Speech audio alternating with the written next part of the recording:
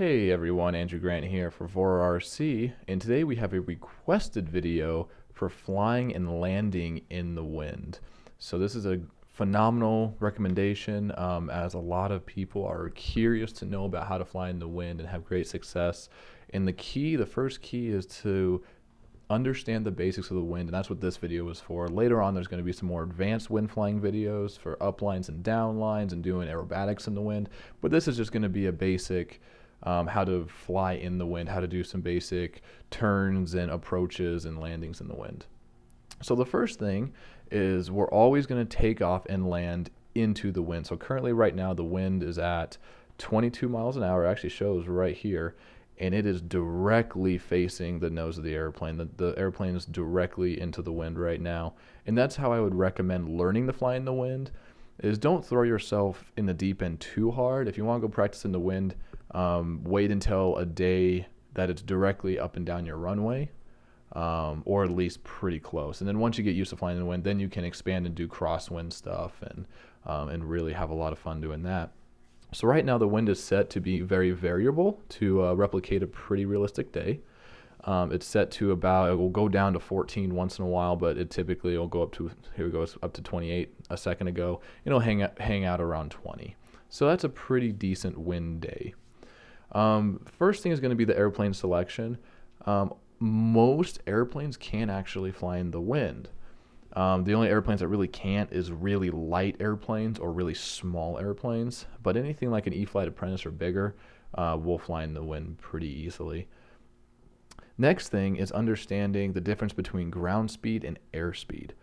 We talk about ground speed, and that is basically a car driving down the road and how fast he's going as opposed to the ground. Airspeed is what our actual speed in the air is. So, and that is dictated a lot with the wind. So right now, even though we're on the ground, we have an airspeed of 20.9 miles an hour, 20.2, and it keeps changing because the wind is changing. But that's our actual airspeed right now. Which is why I have power on and I'm not going anywhere, because if I bring it back, the plane will back up just like it would in real life. So we care about airspeed, not so much ground speed, and this is going to matter for the downwind leg. So as soon as we take off, we're going to turn a 180, and as soon as it starts going downwind, the plane's going to start to accelerate. That acceleration is okay. The biggest thing not to do when you have this acceleration is to bring back the throttle too much, because you're going to drastically decrease your airspeed, and your airspeed is what we care about. So we don't want to lose it. So for takeoff, you'll see that the takeoff roll is very short because, again, our airspeed is a lot higher than our ground speed. So we're just going to advance the throttle a little bit, and we could probably take off right about now. See, there we go. Very short takeoff roll. Very easy takeoff roll because our airspeed, again, is much higher. This first turn, we're going to have to be careful and not let the left wing pop up because the wind is trying to pop over that wing. And then here's our downwind. See how the plane's accelerating? We're about 60 miles an hour over the ground. However, our airspeed is still the same. Final turn, we're going to turn around again, and we'll line up with the runway. We can start pulling back the throttle finally, and we can just keep on decreasing it, keep on coming down, and just touch down very easily. Okay, so again, downwind, we want to make sure we don't bring back the throttle, even though the speed of the airplane is increasing over the ground, the airspeed is staying the same.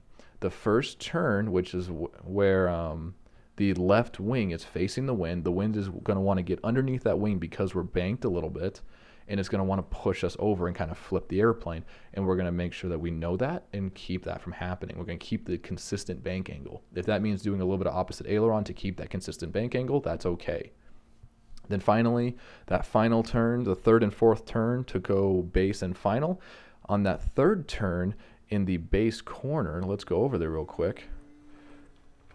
We want to make sure we hold our power through it.